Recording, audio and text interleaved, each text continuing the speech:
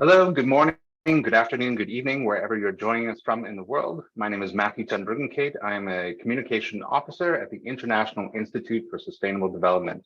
We're so glad to have you joining us for this webinar, What to Expect at the HLPF, Building Momentum Towards the SDG Summit and Beyond. Even more so, we're thrilled to be joined by incredible partners, CEPEI and the SDG Lab.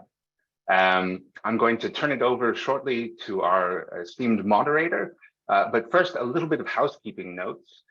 The chat is open. We ask everyone to be respectful and to share your perspectives. We're joined by so many people from around the world, and we found over our past webinars that the chat takes on a life of its own. So please, any observations, any thoughts that you have, feel free to put them there and engage with each other. There's also a Q&A box. There will be a session where you can put questions to our panelists and they will try their best to answer them live. For questions that we can't get to live, we are going to answer them in just a couple days if you'll give us a chance to write up our thoughts. So please feel free to put in questions there. Look at other people's questions and there's an opportunity for you to vote them up to bring them to our attention. So please engage that way. This session is being recorded and we'll be sharing a recording with everyone who attended live, as well as those who registered and weren't able to make it.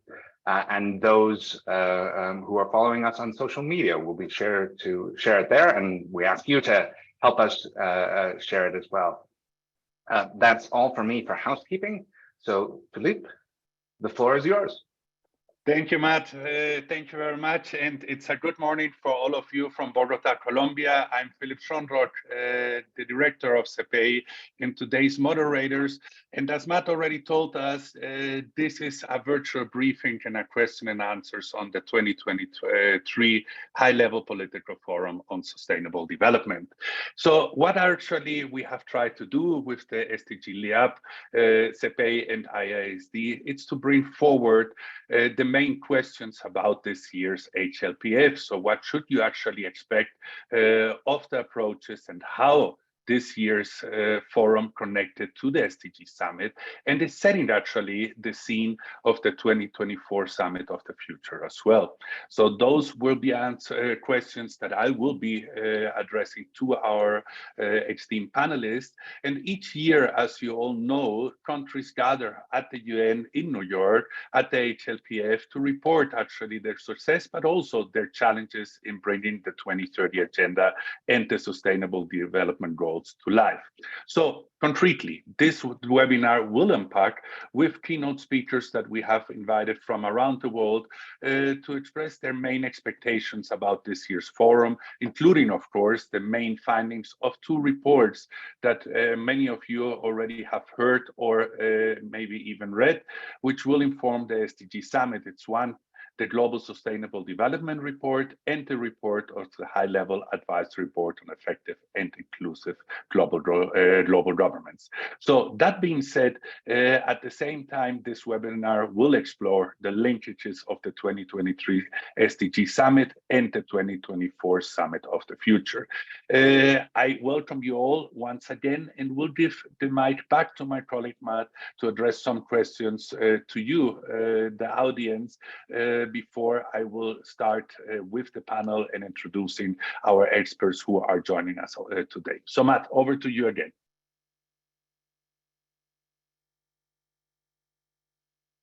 Thank you so much, Philipp.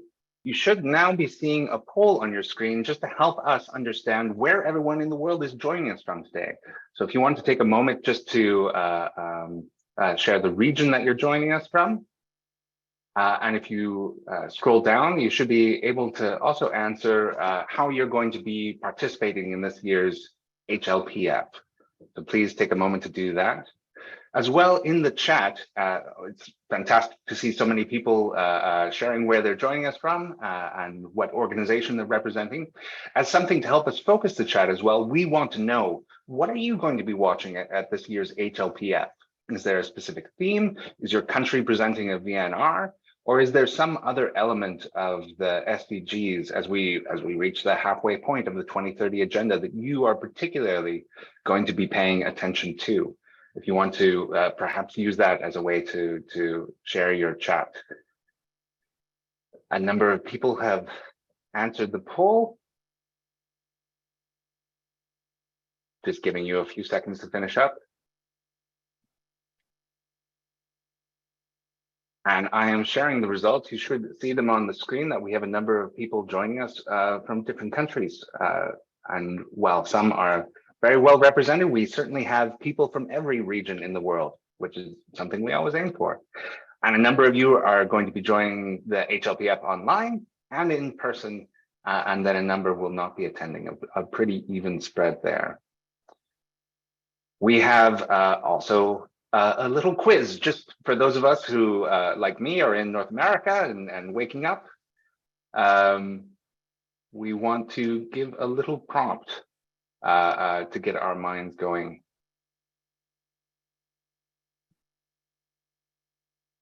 So you should be seeing the second HLPF quiz.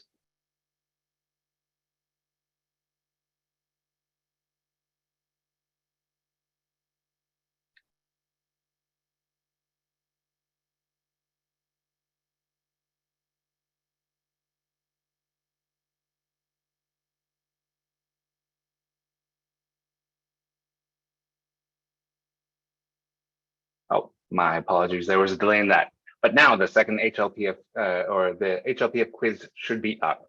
So the first question, which region has the most countries presenting a voluntary national review in 2023? Should be on your screen. Which of the following goals is one of the 5 SDGs selected for in-depth review this year? And then when will the SDG Summit occur? So we'll give you just a few moments there. For everyone who's joining us for this first time, welcome. You can see the audience is growing to just under 400 people now, which is fantastic. Please introduce yourself in the chat. And again, if you have any questions for the panelists at any time, feel free to drop it into the Q&A box or to put it in the chat. We'll be monitoring that closely. Just for the sake of time, a number of you are putting in your answers.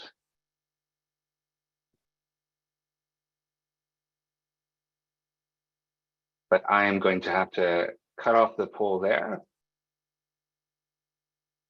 and share the results. A number of you answering the question, which region has the most countries presenting a voluntary national review this year at the HLPF? The answer is Asia. The answer is Asia. For the goals that are in for in-depth review, a number of you know the correct answer is goal 11, sustainable cities and communities. And when will the SDG Summit occur? It is indeed September 2023, just a few short months away. So thank you very much for participating in that. We'll pass it back to you, Philipp. Well, Matt, I'm very happy to see colleagues and old friends coming from the southern cone of Latin America, going to the Caribbean, passing through Africa, the Middle East, and even a lot of people coming from Asia and staying away from this event. So to take you now to our journey, what comes next, it is actually unpacking the HLPF on our annual series of the SDG Lab, IISD, and CEPEI, and our concrete objectives. It's providing you the analysis and expectations, and of course trying to unpack the SDG review process ahead and post HLPF. And last but not least, it's of course building on long experiences of reviewing and following up the SDG process. So getting right to the start of what will happen during the HLPF, we have invited Friedrich, who is the Senior Sustainable Development Officer at UNDESA, who will brief us about the themes of this year's HLPF, the numbers, the agenda and overview, and of course, how the HLPF is building momentum towards the SDG Summit. So I believe, Friedrich, you are in New York. It's a good morning to you. And since I can imagine that you are keeping busy these days, how are you and how's the HLPF preparation going? Good morning and over to you. The floor is yours. Good morning, Philipp, and nice to join you and good to join all the other colleagues online. So good afternoon, good evening to you. Very pleased to join you here and to have this opportunity to say a few things about the HLPF, and very grateful also that we have partners who take an interest in the HLPF and help get the word out and explain what this body is up to. So some of you will be very familiar with the HLPF, old friends, as was said, others perhaps newer. In a nutshell, the HLPF is really the place, the center of a network of bodies of review and entities looking at the 2030 agenda and the SDG follow-up. And that comes together at the HLPF. So many moving pieces at the HLPF, a very busy program across the 8 days, kicking off on Monday.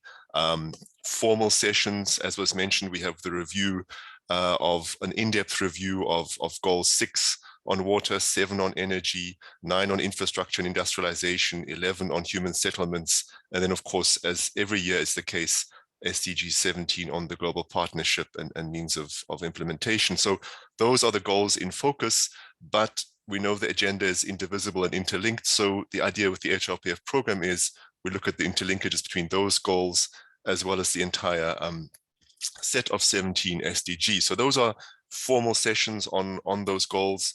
We have in the program also thematic sessions looking at the situation of countries in special situations, so small and developing states, Africa, least landlocked countries and least developed countries. Also this year, for the first time, a session looking at the special situation or interests of middle income countries. We have sessions where some of the bodies that are linked to the HLPF, for instance, the ECOSOC Forum on Financing for Development, a very important body, that report or that body's report is brought into the HLPF, some of those discussions. And especially this year, the work on financing for development is even more critical as it feeds in to some of the ideas for the SDG Summit, and of course, linking onto the bigger discussion on financing for development. We also have a multi-stakeholder forum on science and technology, the STI forum, which met in May. Its report also feeds into a session in the HLPF.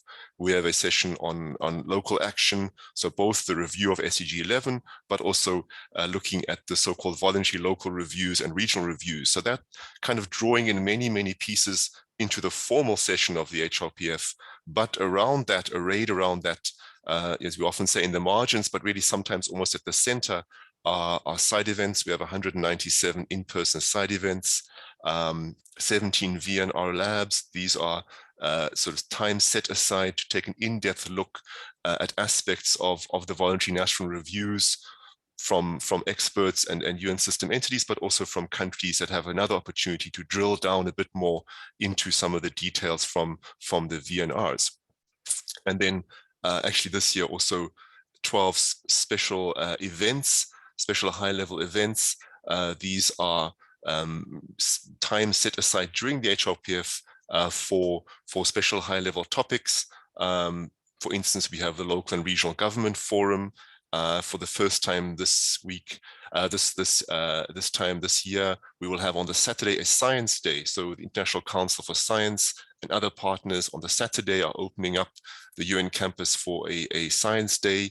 On the Sunday, and in between the two, that there will be a climate and SDG synergies conference.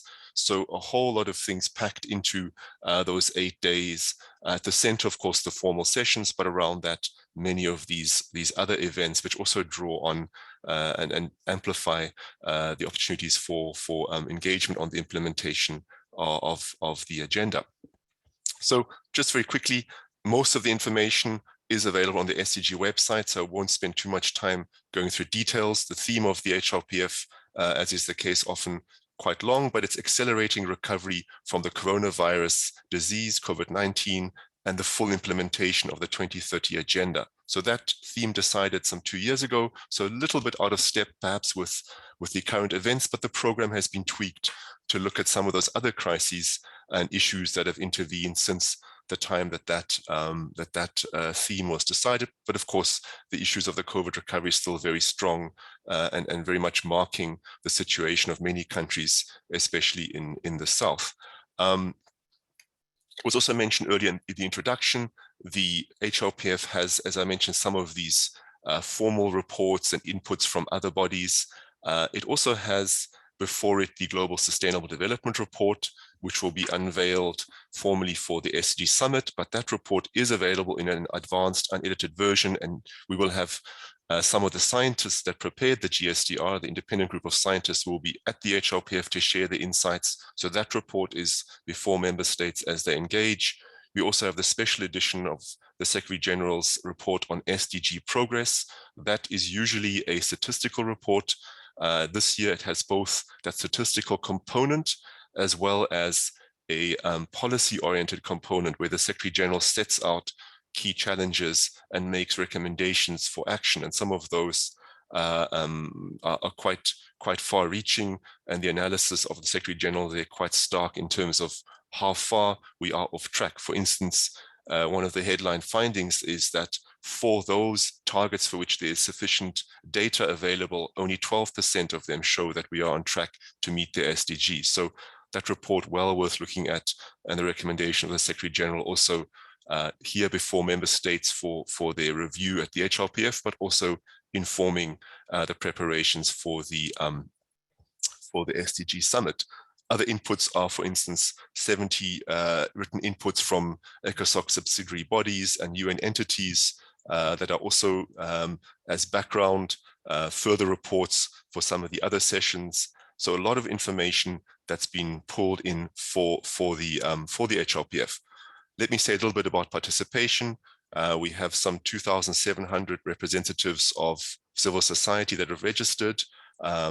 We have a special effort this year from the president of ECOSOC, the ambassador of Bulgaria, Ambassador Stoeva, who convenes the HLPF. So she is the one that structures the program and so forth. She's made a special effort for youth participation this year, so that every panel in the HLPF, she has tried to ensure will have a youth speaker or representative to boost the role of youth. We have some 135 experts, ministers, high-level speakers, and and others, civil society representatives on the various panels. So that gives you an idea of the breadth of the speakers. We will have the Secretary General speaking at the opening, the high-level opening on the 17th, as will the President of the General Assembly and various other high-level speakers, ministers, and so forth, as well as heads of UN entities will also be speaking at the meeting. I want to also say that, of course, as was said in the intro, we are really at the midpoint of the 2030 agenda. So very important in terms of an overall sense of where we stand, the role of the HLPF in identifying obstacles and challenges, and as well as ways forward, but also for the HLPF to help build momentum and identify some of the priorities that can be pulled into the preparatory process for the SDG Summit. So this HLPF, in a sense, informally, not formally, but informally at least, a pre-summit event. So building momentum, helping to identify priorities for the ongoing work on the political declaration and preparations for the SDG Summit on 18 and 19 September here. I think I will shortly wrap up. I just want to say also that given that we have the HLPF, the summit event this year, the HLPF will not adopt a ministerial declaration. Normally, the HLPF adopts a ministerial declaration. This year, that will be the summit, the political declaration. The president of ECOSOC will prepare a factual summary, which will serve as the outcome of the HLPF, so summarizing the key points and seeking also to feed into the finalization of the agenda. Perhaps I would like to just say on the VNRs, also one of those pieces at the core of the HLPF. One of the major distinguishing features when the HLPF was designed was actually creating a real national level review, and that comes through the VNRs this year. We have at present 40 voluntary national reviews, 39 countries, and for the first time, the European Union also conducting a voluntary review. So that is an innovation, and these VNRs have continued to be one of the core elements of the HLPF. So, and the last point, perhaps just to say, while the event is fully in person this year at the prompting of member states and the president, all formal sessions will be webcast to anyone interested to follow. And with that, let me end. Thank you. Thank you, Friedrich, and this is very helpful, insightful for our baseline and to open up the discussion. We will come back to you later. There are certainly a lot of questions towards you coming, and we are already having a lot of conversations in the chat. But you mentioned several of the reports that are helping to shape this year's HLPF and also the SDG Summit, and this is why we have invited Professor Kanie from the Graduate School of Media and Governance of Keio University in Japan. He is one of the members of the GSDR scientists that have actually worked on strengthening the policy science interface in support of discussions at the HLPF and SDG Summit. This is why we have asked for a brief overview of the GSDR main findings and the key shifts of to accelerate transformative actions. So as we all know, the GSDR will be launched at the SDG Summit. So we're looking forward to hearing from you, Professor. We know that you're putting on a night session. We're grateful for that. So it is actually a good night to you back in Japan, and the floor is yours. Thank you very much. Thank you, Philip, for your kind introduction. So let me share my presentation. So good morning, good evening, and good everything for everyone. As introduced, I'm one of the authors to prepare UN Global Sustainable Development Report to be released in this General Assembly this year. And I would like to give some preview on this report. So as many of you may know, a Global Sustainable Development Report is mandated in 2015 to provide follow-up and review of the 2030 Agenda for Sustainable Development. And this is supposed to be an assessment of assessment, which means that this report is built on other assessments, including reports, including research papers and other information that we can collect to evaluate the status of sustainable development and also project the future direction. We are a group of 15 members, and as you can see here, these are the 15 members, but we also collaborate with other people beyond this 15 people. One of the key messages that we come up with is that transformation is possible and inevitable, as the title of 2030 Agenda suggests. And we are halfway through to 2030. So we are reviewing what's happening, and we are looking into the progress towards the SDGs. And the chapters look like these 6 chapters just showing in front of you. First chapter is an introduction, and that is followed by framing the future. We are talking about the future direction. And we also talk about the pathways, different pathways to achieve the SDGs. This is about the scenario work that is existing. And we are trying to learn lessons from those scenarios. And then the 4th chapter is, I think this is the key part of this report, talking about accelerating transformation to the SDGs. So in this report, we focus on the necessary transformation and what are the tools that makes transformation possible. Chapter 5 is transformation through science and policy interface. So this report is supposed to narrow the gap between science and policy and science and society interface. And this chapter 5 focuses on that. And finally, chapter 6 is talking about calls to action. So we started with reviewing the current status of SDG implementation, collecting many existing reports and also including the Secretary General's report. Well, many of you may be aware of the stagnation in the face of multiple crises, including climate change, including COVID-19, and also including the war in many different parts of the world. We can see some positive trends, but many SDGs are slowing down towards reaching the goals and targets, or oversale of progress since 2019. So in the past for years, we are stuck in some of the progress to achieve the SDGs. Also, we see still negative trends on environment-related goals. Temporary shocks or scaling effects, including COVID-19, are also affecting our approach towards attaining the goal. And there is a growing gap between high and low income countries also.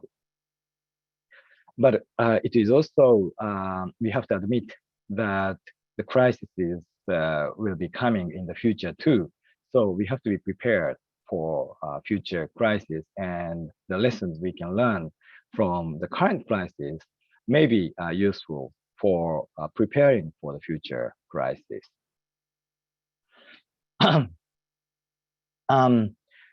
And we then focused on the scenario study where we are heading. SDG actions is necessary, and including SDG commitments we can see throughout the world.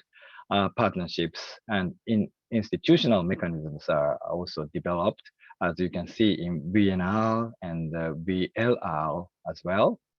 But no visible impact can be seen on global performance on the progress of the achieving sustainable development goals. Particularly problematic is there's a weak links between financing and budgeting and the current actions. International cooperation is another area that we identified that there is a weak link.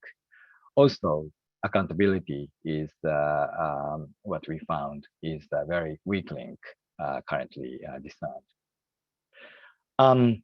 And when we look at the various kind of scenarios towards 2030, but also towards 2050, mostly coming from IPCC scenario, but also there are other scenarios.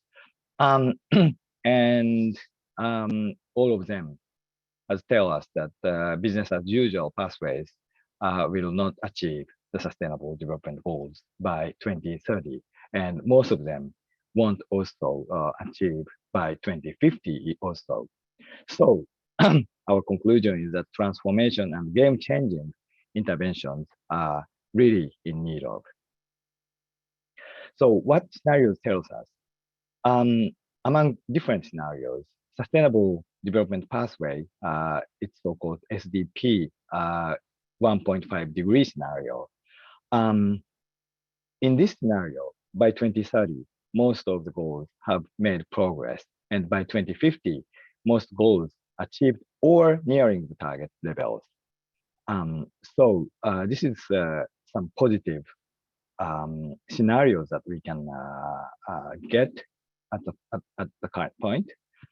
But such issues as air pollution and management of food waste are still lagged behind even in this positive scenario.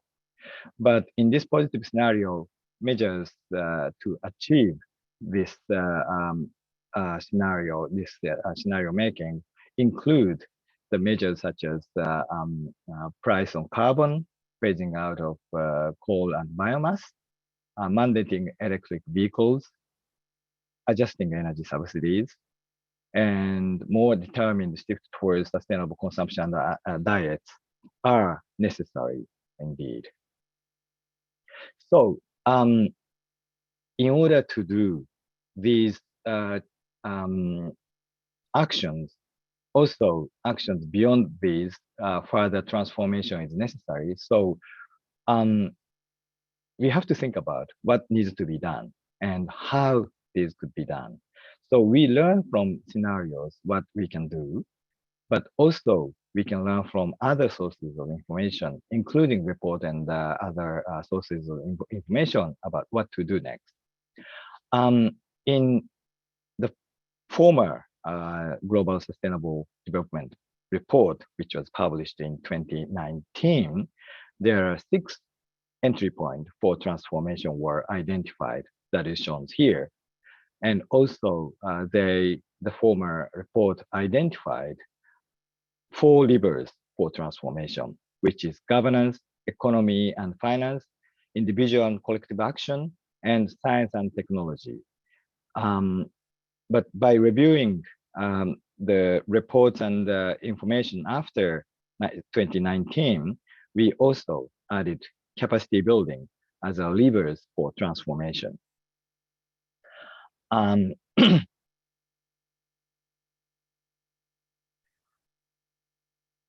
So we are trying to align these entry points with levers for transformation and what can be done in order to be in line with the scenario telling us what to do for the transformation. For example, and we have this chapter divided into all 6 entry points. But one example that I can show you here is energy decarbonization with universal access, which is the 4th entry point that is shown here. Here, we have many, we identified many interventions necessary in order to achieve the sustainable development goals. But those actions include large-scale deployment of renewables and best available technologies, including mandatory renewable energy targets. That is necessary in order to be attainable for the SDG target. Other measures include rapidly scaling up infrastructure investment. Of course, we need battery station and those things in order for electric vehicles to prevail in the society. Also, support for universal electricity access and clean cooking alternatives are necessary. Major changes in global consumer behavior to reduce energy consumption is necessary. So these are the things that the scenario tells us in order to achieve the SDG in their scenarios. But 2 minutes, Professor, please. Sorry for interrupting. 2 minutes, please, to wrap up. Okay, all right. So then we move on to the dynamics of transformative change. We call this as S-curve. The green line is rise of sustainable systems. So at the beginning, we have emergence phase where many seeds for transformation comes up, but there are levers as well as impediments. So until it reaches tipping point, it doesn't accelerate towards more sustainable behavioral change. And then after acceleration, we have stabilization phase. At the same time, we have the other side of S-curve, which is decline of dominant unsustainable systems. So it goes in the red line from prevailing the current in the current system to breaking down and phasing out. So you can think of, for example, coal-fired power plant and renewable energy in this different kind of S-curve. So we also focus on the capacities for dynamic transformations. And in order to make transformations possible, we need to nurture innovation, give strategic direction towards the transformation, and sequencing of interventions is necessary. Foresight capacity is also important, and negotiation and conflict resolution skills are also important for a sustainable transformation process. So we identify these important points for transformations. One of the important things about SDG is, of course, interlinkages. We also review the scientific literature, and many literature talks about synergies. And we see that synergies between SDG 1, 3, 4, 5, 6, 7, and 17 are the most in terms of the numbers of synergies. At the same time, drivers of trade-offs, we discern SDG 2 and SDG 8. Also, SDG 14 and SDG 15 are most negatively affected by progress in other areas. So these interlinkages ideas and what should be done in order to facilitate interlinkages and synergistic behavior is also identified in our report. Finally, we came up with a call to action, establishing an SDG transformation framework for accelerated action is what we are calling for. We don't know yet what this framework's content should be, but we also came to the consensus that we really need the acceleration framework for SDG transformation. Capacity building is also important, and driving transformation through its phases and manage interlinkages is also quite important. We also want to improve critical underlying conditions for SDG implementation. So for the society, action is necessary. And finally, we want to emphasize the importance of science in this process. So I stop here. And if there's any questions, this entire report is also available in the UNDESA website. Thank you. Thank you, Professor. As I was telling you that you have 2 minutes left, the comments in the chat was brilliant presentation, excellent presentation. And if you could share the slides with the audience was something that came up in the chat as you were speaking, but that was yes, minor comments, Professor, because you touched many points about funding and budgeting, about transparency and and impact, and especially the points about business as usual will not work if we want sustainable systems. So many questions have actually come up and will be coming up now in the chat about the call to action, Professor. We will take all those questions and present them to the panelists, of course, and share them with you, as we know that you are already almost at 11 o'clock at night. We will give the floor to our colleagues so that we keep the time, but we'll make sure that we can give the presentation to the audience. And if there are any follow-up questions, we will of course share them with you. But thank you for your time and for giving us the opportunity to look into the GSDR work. And we will now actually turn over the floor to our colleagues that will be presenting now on how we can connect the HLPF and the SDG Summit and the Summit of the Future. Therefore, we have invited Oezge Aydogan, the SDG Lab Director, and Mr. Stefan Jungcurt. He is the lead of the SDG indicators and data at IISD. So both of you have already heard the previous presentations in framing actually the HLPF and what reports will actually feed into the summit. And now we would actually like to hear from you a little bit more about how the momentum is being built towards the summit and beyond, and how actually there is a focus on the intergovernmental impact and the overcoming short-termism. And specifically, we wanted to ask the two of you the reference to the OCA policy briefs on future generations, going beyond GDP, and of course the long-term trends and scenarios that the report presented by the Secretary General, which actually takes us to the long-term future perspectives towards 2030 and beyond, all the way to 2050. So that being said, as a big introduction to the two of you, Oezge, it is good to see you. I hope you can hear us and can connect now to the audience. The floor is yours.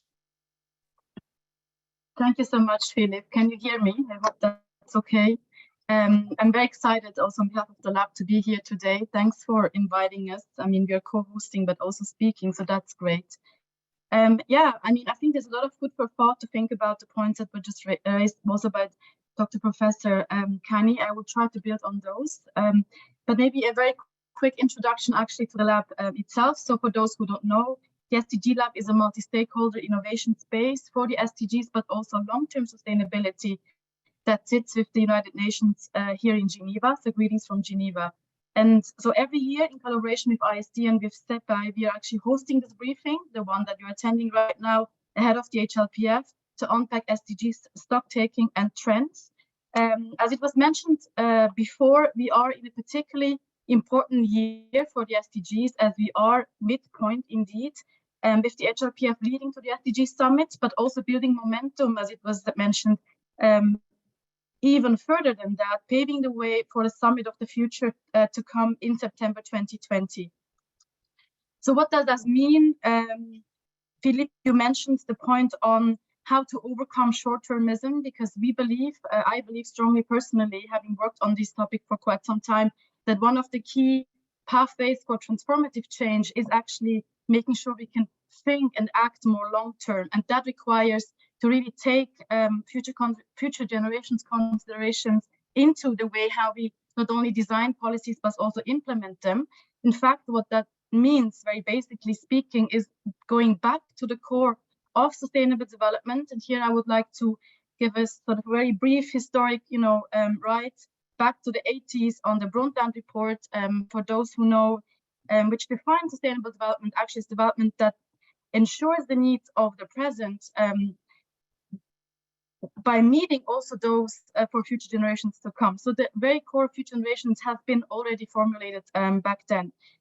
So what we need to do today, very pragmatically speaking, is we need to ensure that decisions that we take today are future-proofed. They are aligned with long-term sustainable development visions for people and the planet. That also means, obviously, and Professor Kanie also made that point, thinking ahead, anticipating, foresighting, assessing and mitigating the long-term impacts of our decisions today for tomorrow.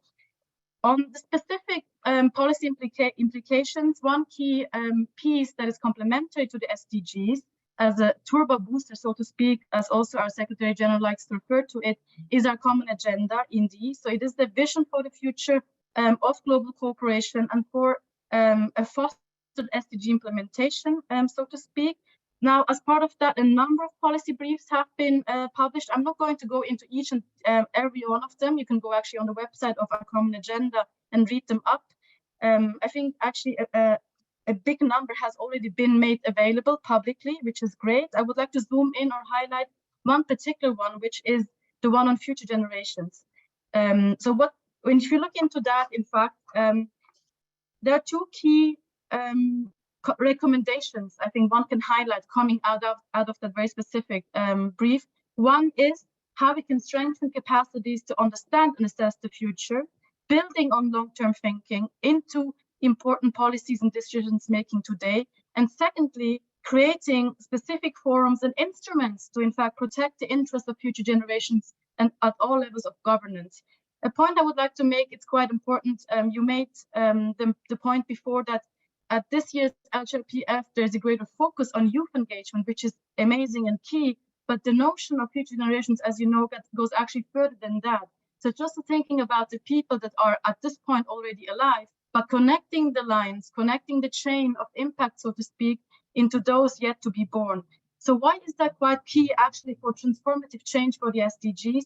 Because if you think about sort of, if you force out yourself, or you think of yourself in a visionary scenario, let's say 2050, and if you backcast from that point in time into today, the way how you probably design and how you would probably transform systems is quite different than what you do today. So that's one concrete way, looking and sort of, counting for creating greater accountability for intergeneration impact as a key catalyst for transformative change. And the second point I would also like to make, which again at the lab, we are very much diving into this as a focus, one of the key focus areas of our work, is rethinking how we can design systems around values that are aligned with the long-term vision of the SDGs, values that are aligned actually with human and planetary beliefs. Because if you look at the system today, and that's, I think there's more and more research showing that, and I believe in the presentation once again of Professor Kanie that came out very clearly, is we are off track because we are still, sitting on an old paradigm that is oftentimes much more exploitation oriented than regeneration oriented. So how can we really turn sort of the coin in that sense? Because we do have still opportunity, and that's very important to speak on that note in terms of positive framing to make, changes that will bring about more sustainable future. So the game is not lost. That's, I guess, all I'm trying to say. And this, in fact, is mentioned very clearly also in the SDGs report on long-term futures and trends and scenarios. For those who haven't seen it, it will be, I believe, also discussed at this year's HLPF, which actually, despite the limits in capturing the complex systems, there are scenarios, and we talked about it just before, that give us an understanding and even the tools and a pathway for change to go about SDG implementation in a more transformative way. Let me maybe conclude. So probably I won't take up much of the time. I would like to make more space for questions, if that makes sense. To just re-echo what I just said. I mean, I think at this point in time, what is key is not just to talk about upgrading the system. I think what we're really speaking here, very frankly, very honestly, is changing the system or changing systems, so to speak, that again, they are more value designed, if that makes sense. And we believe that by doing that, in fact, we not only think about those to come, so the commitment, the accountability for future generations, but we actually improve also the system that we have today for our own very own well-being, if that makes sense. So just to wrap up, so today's webinar and the preparation process for the SDG Summit and the Summit of the Future really presents and take it as an opportunity. It presents a chance to ensure that the decisions that we take today are future-proof, are aligned with long-term sustainability, and are really made in a way that when we, think of ourselves in the future, look back, that we can be proud that we really have initiated this positive trend towards a better direction. Thank you. I stop here. Thank you very much, Oezge. And I will give the floor to Stefan right away. Yes, thank you, Philipp, and hello, everyone. It's fantastic to see you all again here and to be with so many engaged participants. Maybe just to add quickly on Philipp's very kind introduction. I'm sort of becoming aware these days that I've been with IISD for almost 2 decades now, and the first decade has focused very much on the Earth Negotiations Bulletin and the SDG Knowledge Hub. So I've had a lot of exposure to international negotiations and seeing how the SDG framework was created initially and how these decisions came about. And the better part of the last decade, I've been focusing on working with cities and communities at the local level. And then, of course, since the SDGs are around, very much on localizing the SDGs and supporting cities in doing voluntary local reviews. And it's a bit in that kind of dual context that I'm making my interventions right now. One thing that I sort of one thought that has crossed my mind in sort of the recent days as I was looking at the reports coming out and the discussions is that yes, we do have an urgent need to overcome the short-term thinking. But when I'm looking at this sequence, of what's ahead of us now, the HLPF coming up right away, and then the SDG Summit in September, and then the Summit of the Future of the Secretary General, I have to say there's sort of one concern and one hope that I see, or I've got reason for one concern and reason for one hope. And I'm going to share that with you right now, and yeah, I would love to hear also what you think about this. My concern is that as we are discussing sort of the need to overcome the short-term thinking, that there is a danger actually to do too much of a good thing, like to go overdo it on the long-term thinking. And let me explain for a moment what I mean with that. We've been sort of in an extreme phase of short-term thinking for very obvious reasons, right? We have had a sequence of crises that forced a lot of countries, a lot of stakeholders to focus on the immediate needs of those who are suffering, of those whose lives are in danger. So we were kind of in an emergency situation. And the fact that there's been one crisis following another and following another is sort of giving a bit of the feeling that we don't have sort of a clear moment when we come back into normal mode. So the decision making that we need in order to actually think about the long term rather than just making sure that we put out fires in the short term.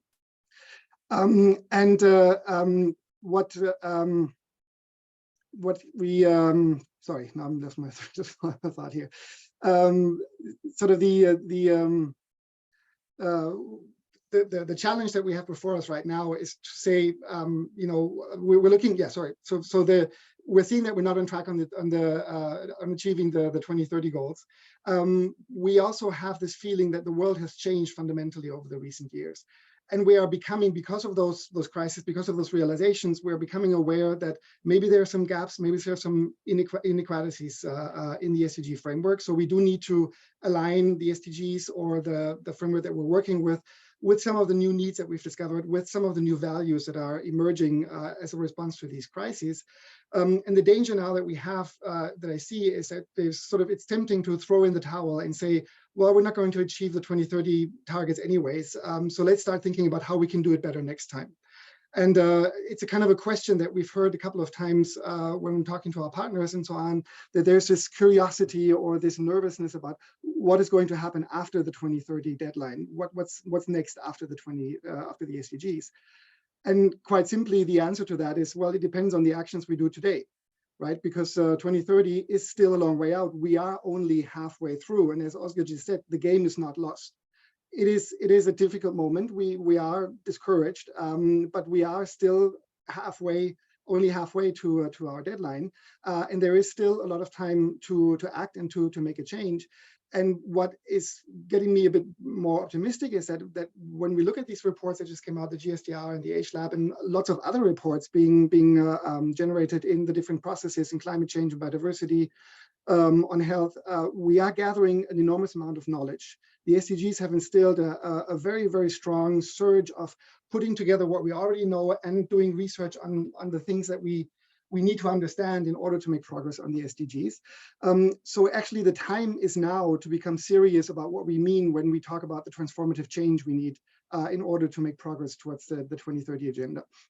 And now just a reminder, transformative change means radical departure from the current trajectory. So we need to do we need to go in a very, very different way of looking at what we expect as progress, but it also means changing the way we change. So that's the governance question, right? We need to find new ways of working together. And in a way, what it means is we need to go beyond breaking down the silos, and we need to reassemble the pieces into something that actually works for transformative change. And the good thing there is that we are learning about the pieces that we need in order to do that. And as Norichika mentioned in his presentation in the GSDR report, we have the scenarios. We understand where we need to go, but we also have the entry points and the levers for transformative change. So we understand now where can we start, and what are the processes that could pull other processes along. What kind of change will help in activating the linkages between the SDGs and get us forward.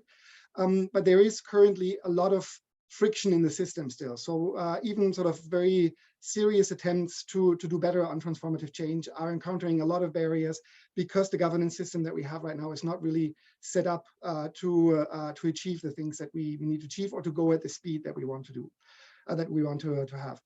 So in a way, we need to realize that it will need time, even though we need urgent action. But I think the other realization is that it's absolutely essential that whatever transformative change process we start is inclusive, because change has sort of this scary attribute, right? When we say we want to change, we want to transform, we want to transition, people start wondering, what is the world going to look like? And we need that inclusion. We need to hear all these voices in order to know that to instill confidence that nobody's going to be left behind in there, of course, but also that we will consider the things that we haven't looked at yet.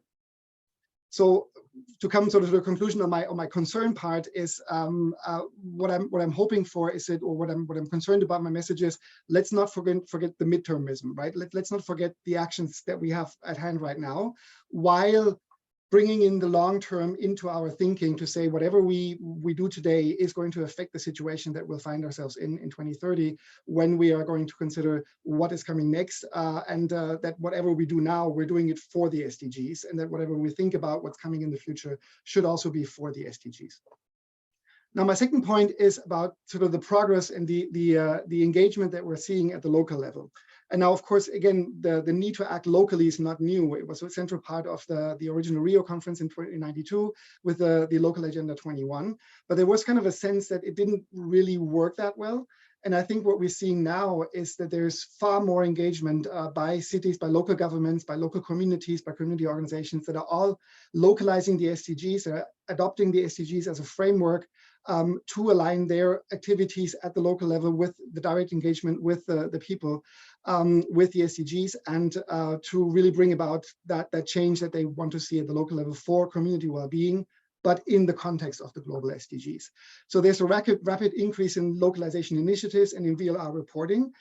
But I think we're also seeing an increase in the quality of the VLR reports that we're seeing. There's a lot more serious work, serious investments in gathering local data, in really being serious about the local engagement of stakeholders and so on. Now, of course, this is still very uneven. There are large parts of the world where there's very few VLRs, but we are seeing also sort of a better distribution of where the VLRs are coming from.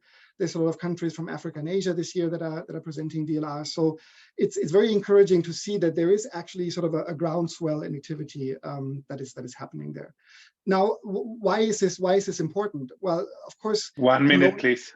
Yes, I'll wrap up in a moment. A known argument is that the local governments are important because they're the level of governance that is working closest to the people. And I think that is the key part, because actually at the local level, it is possible to be inclusive and to understand or to listen to all the voices. Of course, when we're trying to do that at HLPF, it's a bit daunting because there's very little time and very many voices that we need to hear. But at the local level, this can work. And this can help understand the linkages between the SDGs and how these linkages work out in the local context. So there is actually two of the preconditions, or two maybe of the missing pieces for transformative change that the local level can deliver. And that is sort of the reason why I'm hopeful. And there's a lot of examples around there now that where you can see this starting to work. And I think the challenge that we need to address now is, how do we bring this activity back into our sort of multi-level governance system? How do we include this into the VNRs, the reporting, not just as case studies, but as actual sort of proof or actual reporting on things that are working and that could be replicated? And then how can we sort of engage in gathering the experience that is being gained at the local level so that it can be shared horizontally from city to city, from local government to local government, from community to community? Now, in that sense, it's a bit sad that we're having this sort of before the HLPF, because we actually have a side event planned on exactly this issue, which is going to happen on Tuesday evening. So if you're around in New York, look for a side event that's called What's Happening After the VLR. It's going to be in conference room 11. We'll share some more information on that. But just to wrap up right now, for me, I'm always happier to look at the glass half full. So let's see that the second half of the SDG implementation phase that we have right now, I do see that we have the conditions in place to make a lot more progress than we've done over the last 7 years. And that's kind of what I'm hoping to see as also at the HLPF, that spirit might come through a little bit more. Well, we share your hope, Stefan, and thank you very much for giving us this overview as well as we heard from Oezge before. We want now to give the floor once more to Friedrich Soltau to talk us a little bit through the practical information. And after that, we will open up the floor for participants. And this is why we would like to ask you if you have any questions to already drop them in the chat box so that we can actually address them very specifically to one of the participants. As we have said, the Professor Kanie has left now the conversation due that he's close to midnight in Japan. So once again, Friedrich, the floor is yours to tell us a little bit more about the practical information around the HLPF this year. Thank you, Philipp. And turning, as you said, a little bit more to some of the practical information, I will keep it quite brief. Much of the information is on the website. So basically this year, the president of ECOSOC, who, as I said, convenes the HLPF, made a big push to have the event fully in person. In contrast to previous years, of course, when it was held virtually, but also last year when we had a higher hybrid element, it's back to in-person participation.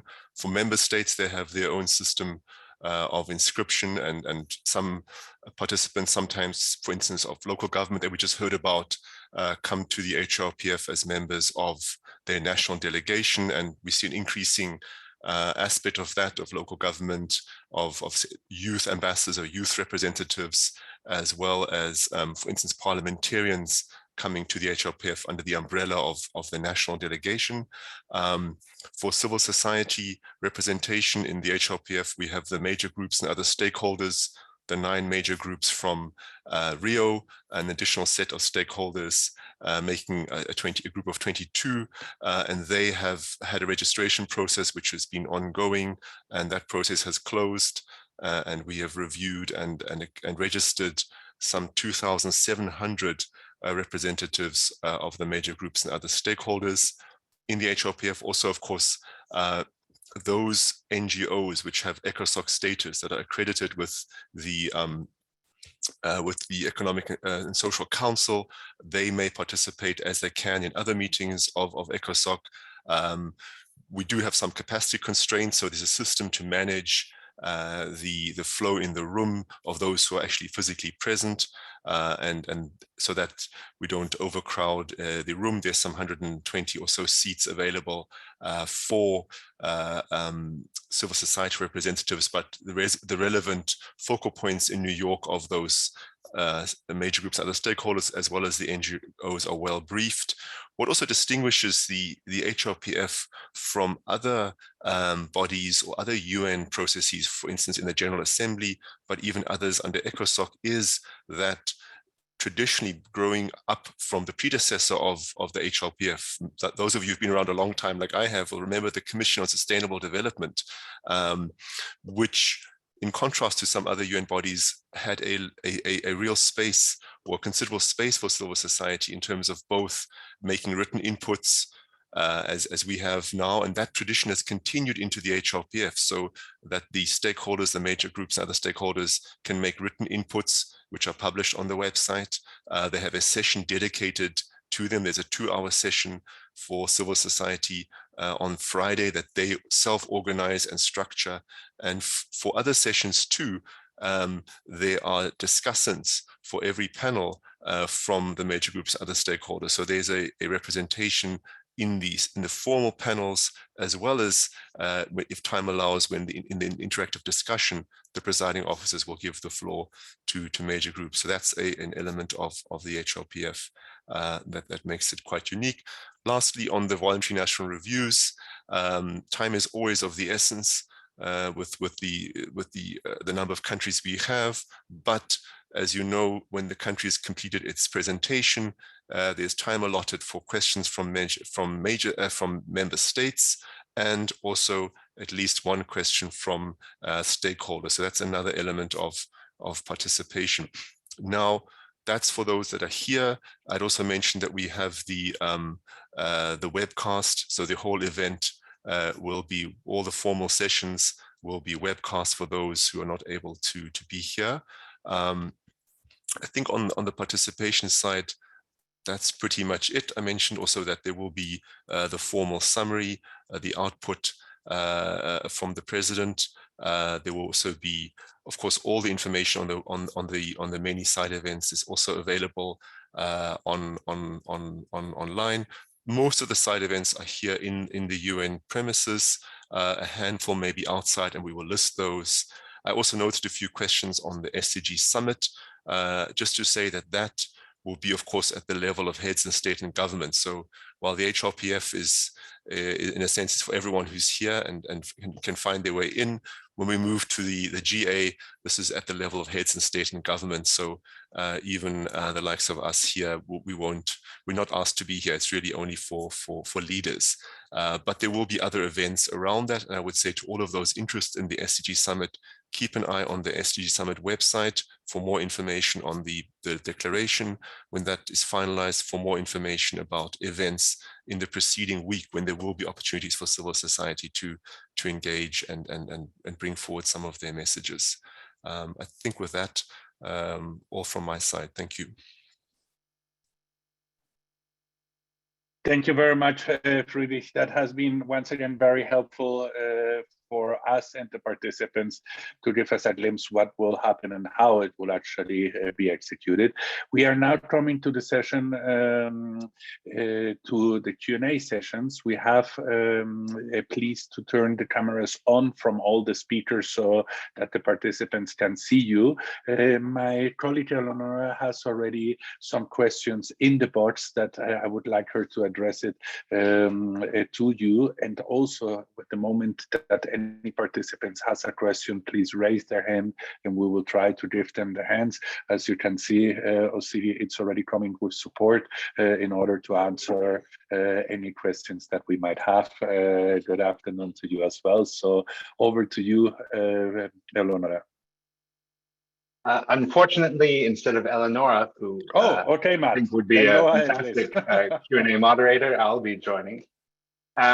So to answer a few of the most common questions that we're seeing in the chat, yes, the session is being recorded and we look forward to sharing that with you. We're also going to share the chat log. We find so much value in the comments that people are sharing about what they're passionate about and the questions that they have. So look forward to that being included in a follow-up email, along with resources such as links to the provisional agenda, the current list of side events, a number of the side events that are going on, including those facilitated by IISD, by CEPEI, by others. But to start off the questions, an open question for everyone. There have been a few comments about respecting that the COVID-19 pandemic has been a huge impact, but some concern that it is being used as an excuse by governments not to be moving on the SDGs in the way that they should. So a question for any of the panelists to jump in: what has been the biggest challenge to advance the SDGs, not counting the COVID-19 pandemic? I know it may be difficult to separate out the past 3 years, 2.5 years, and think of them as a different thing because we know it's very interrelated. But if anyone has any observations on what has been a barrier to progress, what has kept us off track outside of the COVID-19 pandemic, I'll give you a second just to think about that.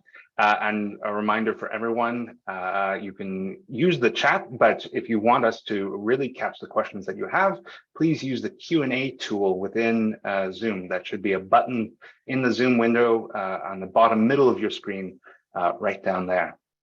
So if anyone has any observations about what beyond the pandemic has really kept the SDGs off track as we reach the halfway point.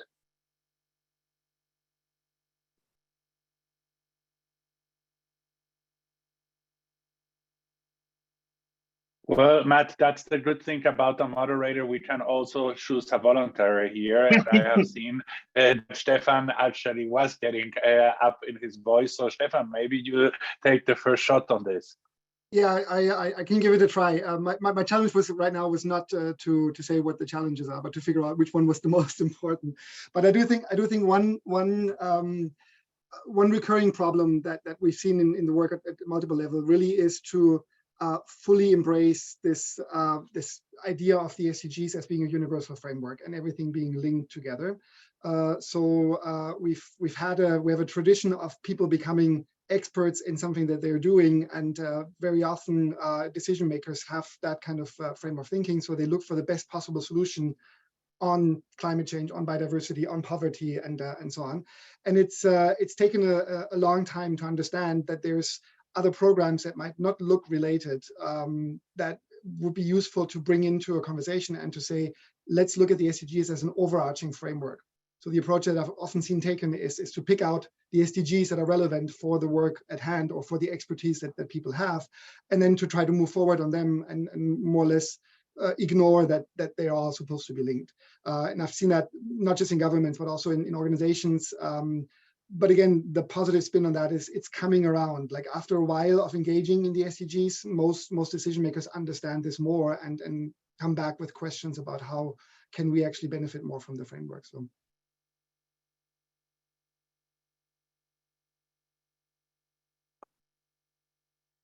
Wonderful. And I have other volunteer raising just their hand. I don't know which of the two will answer us right now, but please go ahead.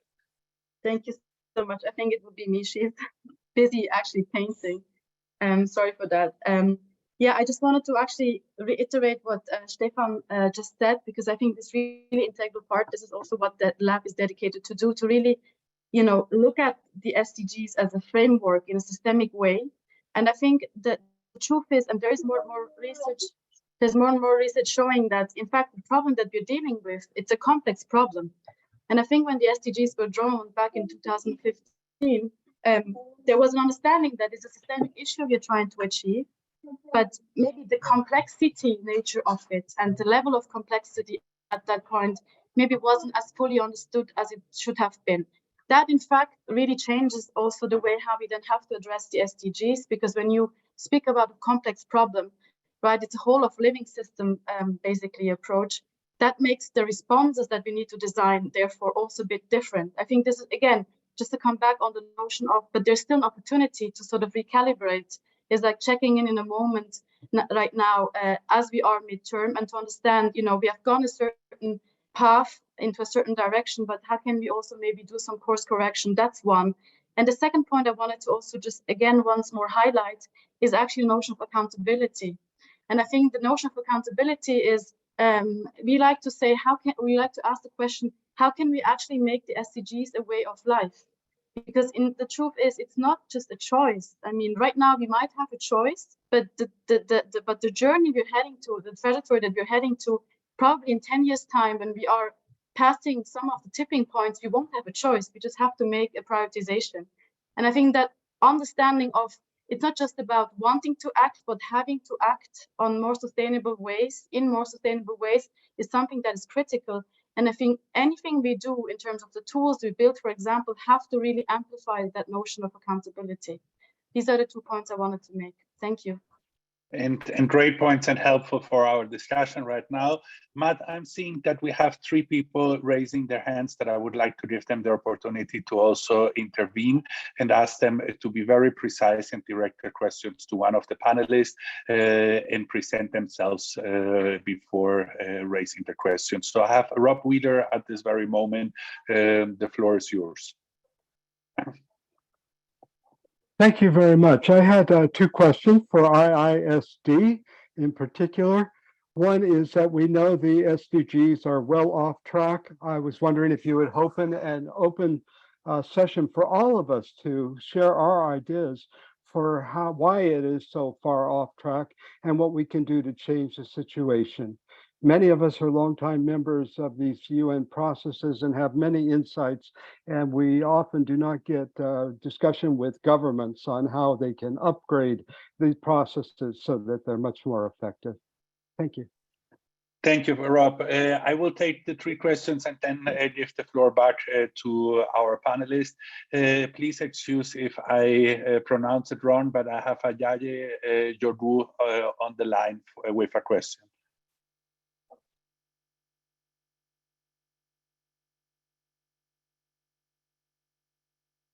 Ayaye, if you're with us, it's the moment to address the panelists. Yes, I'm here. Wonderful. Okay. Over to you. Fine.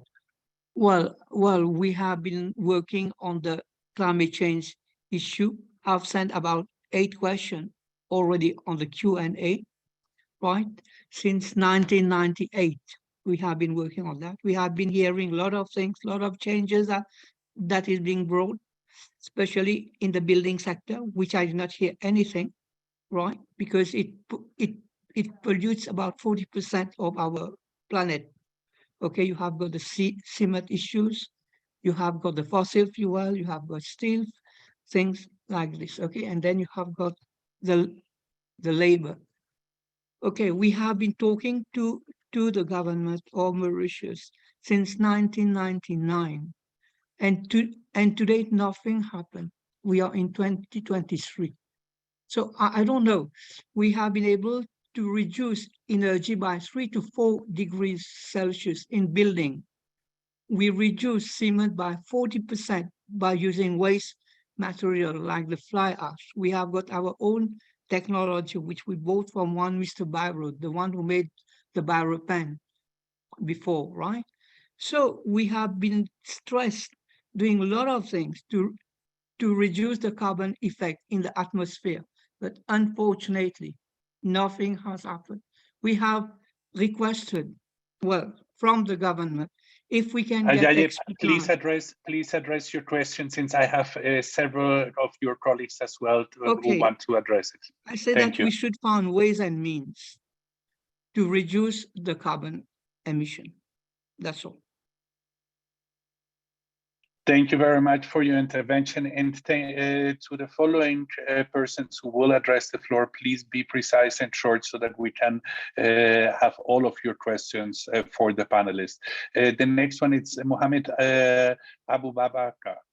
Sorry once again for the for my translation of your names, but the floor is yours. Thank you, sir.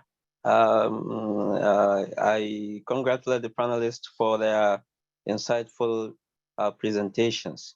I want to ask a question concerning the issue of inequality, which I am very sure is part of the SDGs main concern, especially when you look at it in the perspective of African countries. So it seems in our own part of the world, inequality is increasingly increasing, and there are a lot of issues, especially issues that have to do with issues of workers in terms of wage and salary and what have you. What is the SDG trying to do in order to address these issues? Because without equal material and social condition, it will be very difficult for people to adopt and implement most of the SDG goals. Thank you, sir.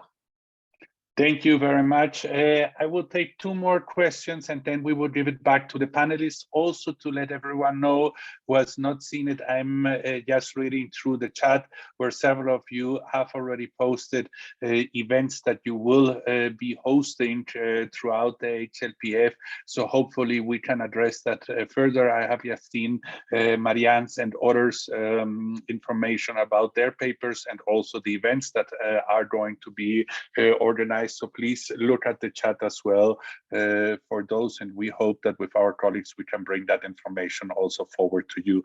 I have two more persons that have raised their hands. One, it's Mr. Franklin. Please take the floor.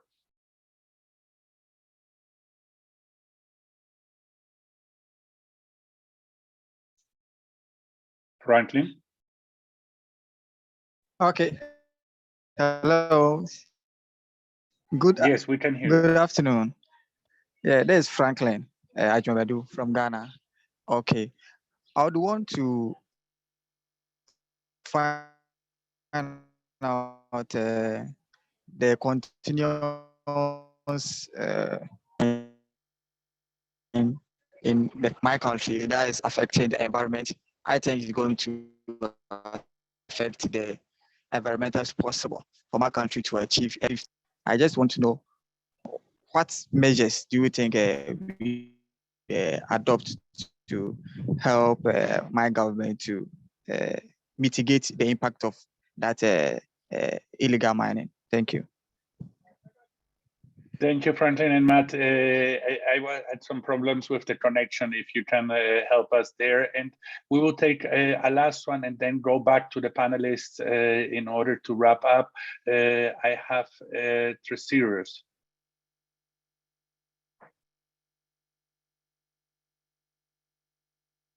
Please unmute yourself. Yes, perfect. Okay, thank you, everyone. Insightful discussion so far.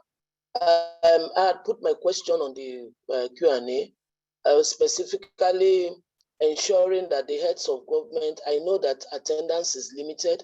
So when they attend, are there frameworks to see that they are cascading what it is that are decisions back to the grassroots CSOs that work, so that this framework can help? Because sometimes it looks cosmetic to have those with ECOSOC status attend.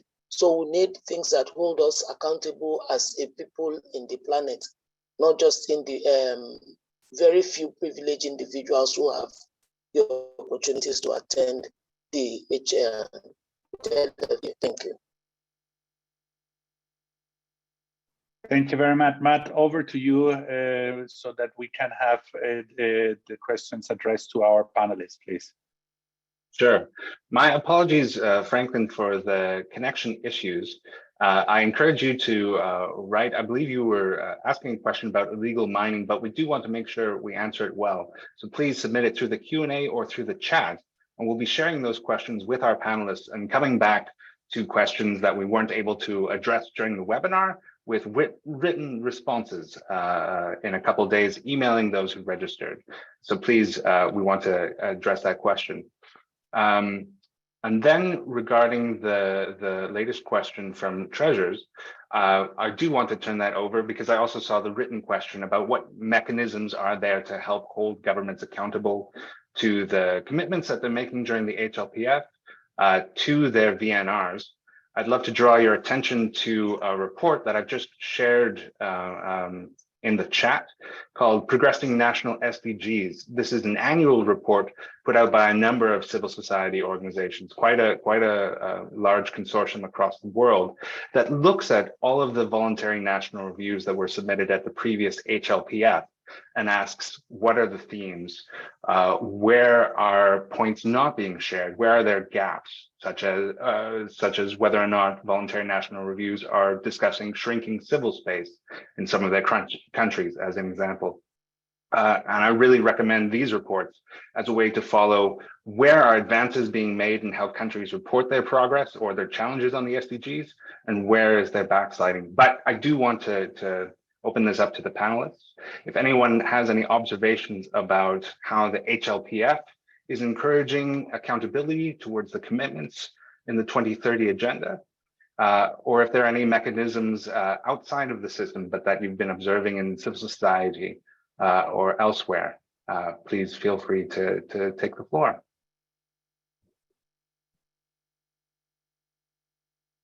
And Philip, I might lean on you to recruit some of our panelists to give their answers.